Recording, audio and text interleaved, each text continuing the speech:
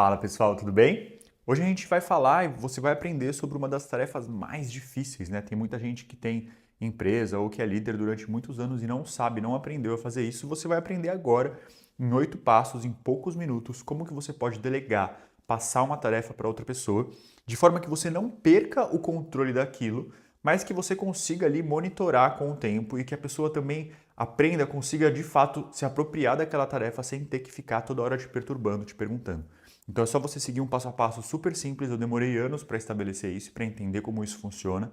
É uma das grandes tarefas de um gestor, é uma das grandes tarefas de um líder e você vai conseguir sair aqui desse vídeo falando, poxa, eu sei o que fazer. Rapidamente, só para você entender, né, por que eu sei fazer isso e por que eu posso te ensinar. Eu sou empreendedor desde sempre, eu nunca tive carteira assinada, então hoje eu tenho 35 anos e eu me sustento desde os meus 19, sempre empreendendo, já tive altos e baixos, já passei por muita coisa. Mas eu, em determinado momento, eu tive que assumir uma empresa, que é uma escola.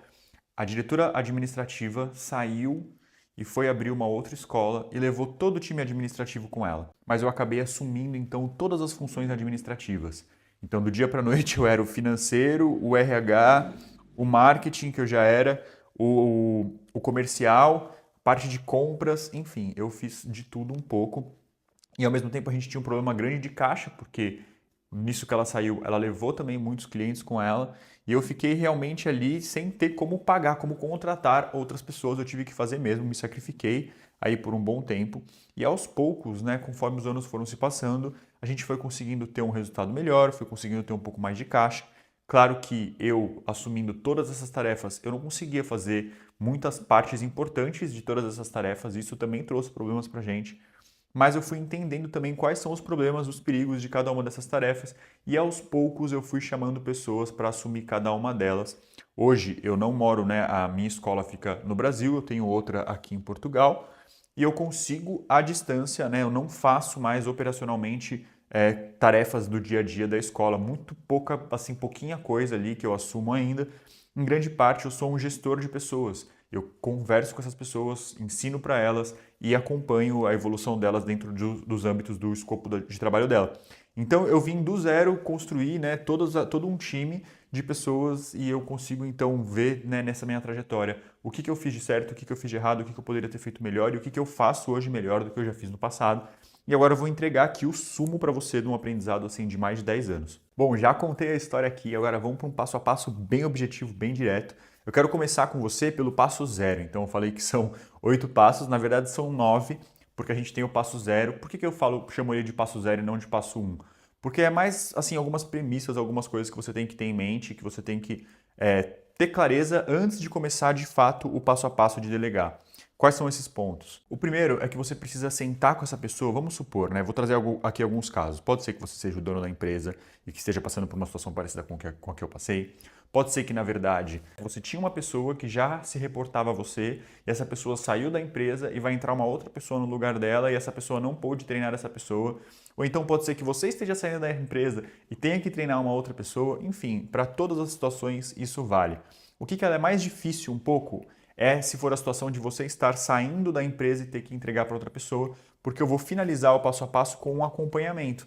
Então, nesse caso, você vai parar mais ou menos no passo 6, em vez de você chegar até o 8, porque daí você não vai acompanhar depois o desenvolvimento dela, mas então, só tirando essa exceção, para todos os outros casos, esse passo a passo funciona muito bem. Então, para começar aqui com o passo zero, tem uma frase que eu adoro, eu cito ela em alguns vídeos, que é como você come um elefante, colherada por colherada. É muito difícil você trazer uma tarefa nova para uma pessoa se ela for uma tarefa complexa. Né? E complexo não significa, né? As pessoas às vezes confundem. Complicado não é complicado, é complexo. Complexo significa que é uma coisa que tem várias coisas dentro. Todas as tarefas, por exemplo, limpar a cozinha, né? Eu estou aqui gravando na minha cozinha, inclusive sempre tenho gravado aqui. É um lugar que eu gosto, tem uma luz natural, por isso que eu tenho gravado. Eu tenho um estúdio lá embaixo, mas estou com problema de visão. Enfim, continuando. Arrumar a cozinha, então, poxa, envolve o quê? Pegar a louça, não sei o que lá, lavar a louça, depois guardar a louça, depois varrer o chão. Tudo isso junto forma arrumar a cozinha. Só que quando você for ensinar isso para alguém, você vai chegar para ela e vai sentar e vai falar assim, olha, a tarefa é arrumar a cozinha. Mas a gente vai, quais são todas as tarefas? E você vai quebrar esse passo a passo junto com a pessoa. Tá? E você vai mostrar dentro de arrumar a cozinha tudo o que existe. E aí você vai escolher o primeiro ponto que você vai ensinar para ela. Então, assim, às vezes você não consegue fazer isso dependendo do tempo que você tem. Às vezes você tem que juntar mais de um ponto, você não consegue ser tão detalhista e quebrar ele em tantos pedaços. Mas tudo bem, vamos partir do princípio aqui da cozinha como exemplo. Então você vai falar, poxa, a primeira coisa que você vai aprender é lavar a louça. Então isso está dentro de um escopo maior. Com o passar do tempo, a pessoa ela tem que ter em vista que ela vai se apropriar ali, ela vai aprender a varrer o chão, ela vai aprender a tirar o lixo, ela vai aprender todos os elementos que fazem parte do limpar a cozinha, se isso for realmente o escopo dela, ou se ela, de repente, o escopo é seu e ela cuida de uma parte. Enfim, cada caso é um caso. Você vai entender aí o que se aplica ao seu caso. Mas o que ela tem que ter em vista é que, nesse primeiro momento, ela não vai olhar para todas aquelas outras coisas. Fala isso para ela, mesmo assim ela vai ficar conectada e isso é bom, porque vai abrindo um espaço mental com ela, mas fala para ela que você vai focar especificamente nessa tarefa que está dentro de uma outra tarefa. E dentro dessa tarefa, você, na hora de ensinar, você também vai ter que perceber que ela é quebrada em várias partes. Então, por exemplo, lavar a louça, tem ali, enxugar, não sei o que lá. Por que eu estou falando isso aqui? É meio óbvio. É porque, às vezes, se você está passando uma tarefa para uma pessoa que é alguma coisa que você já fazia, é muito provável que você meio que se esqueça, né? Você já habituou tão bem, você já sabe fazer aquilo de uma forma tão simples, que você mesmo, às vezes, precisa parar e fazer uma reflexão prévia e lembrar quais são as etapas daquilo tudo.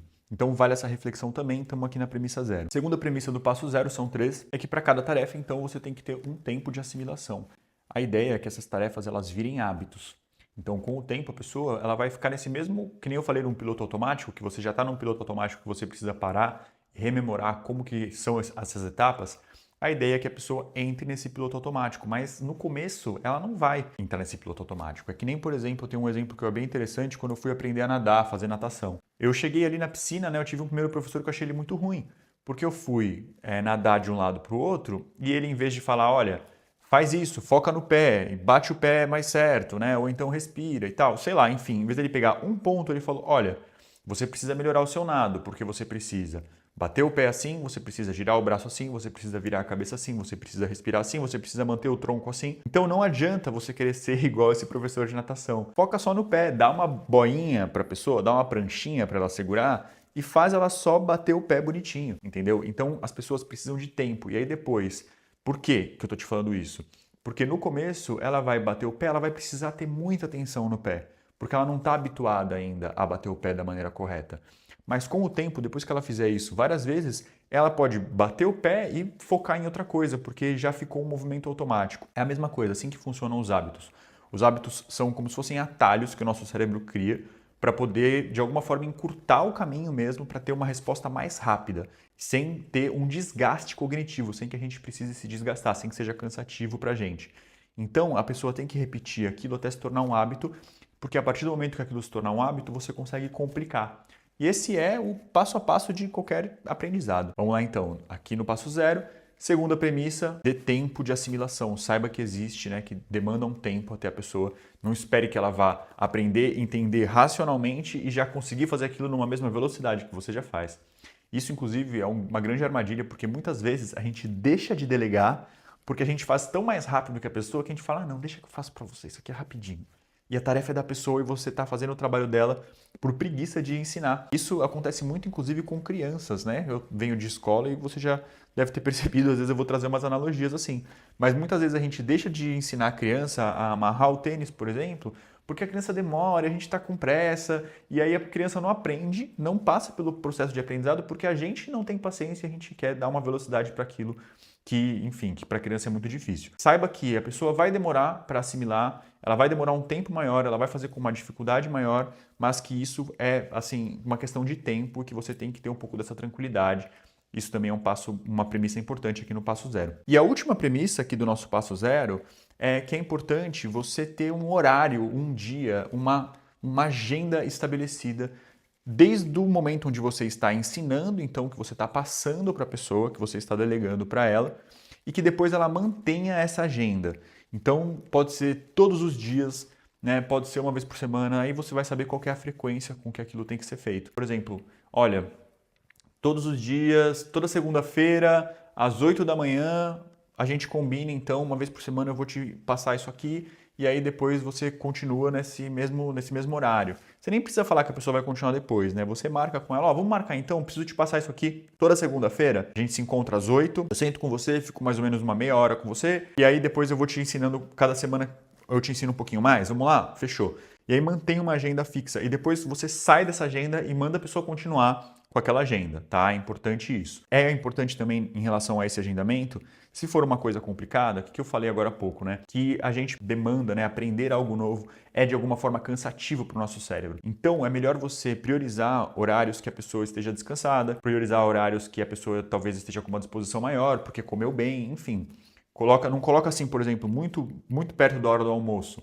Então a pessoa já vai estar com fome, não é um horário bom. Pode colocar de manhã, logo de manhã, assim, eu não colocaria no primeiro horário, porque às vezes a pessoa demora um pouco para pegar no tranco, às vezes ela precisa de um tempinho para ela, mas de repente no segundo horário, depois que ela entra, pode ser uma sugestão boa. Enfim, você vai ter que sentir, porque também é importante para você. Como você está aprendendo a ensinar, também tem um desgaste cognitivo para você e para a pessoa. Então é isso, estabeleça uma agenda desde o princípio, tome cuidado para ser uma agenda onde a pessoa não vai estar com fome, não vai estar com muito sono e não vai estar cansada de outras tarefas e mantenha ela pontualmente naquele dia. Pode ser, de repente, uma tarefa mais rápida. Eu dei um exemplo de uma vez por semana. Pode ser uma vez por dia, né? Então, todos os dias a pessoa tem que fazer uma tarefa de rotina e aí você vai todo dia com ela até você zerar. Então, essa é a finalização do nosso passo zero. Legal, finalizamos aqui essas premissas iniciais. Para esse vídeo não ficar muito longo, eu gravei uma segunda parte dele agora que a gente vai do passo 1 ao passo 8. Então você pode clicar aqui na tela e continuar assistindo, tá bom? A gente se vê no próximo vídeo.